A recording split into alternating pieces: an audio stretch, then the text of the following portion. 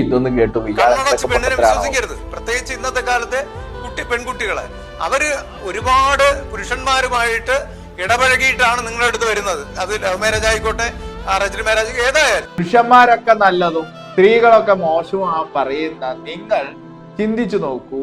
നിങ്ങളെ അമ്മയും നിങ്ങളെ ഭാര്യയും ഒരു സ്ത്രീ തന്നെയാണ്. പുരുഷന്മാരും തെറ്റ് ചെയ്യും, സ്ത്രീകളും തെറ്റ് ചെയ്യും. വൈ ദീസ് ഈ തെറ്റുകൾ എന്തുകൊണ്ടാണ് സംഭവിക്കുന്നത്? It's only because of proper understanding ഇല്ലാത്തത് കൊണ്ട്.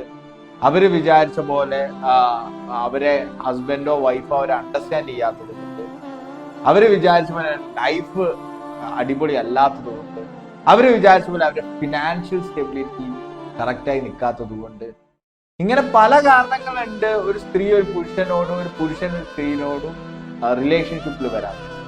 സീ ബ്രോ, നിങ്ങൾ മനസ്സിലാക്കേണ്ട ഒരു കാര്യം, പുരുഷന്മാരായാലും സ്ത്രീകളായാലും മനുഷ്യന്മാരെല്ലാരും അങ്ങനെ തന്നെ. They get attracted to opposite sex.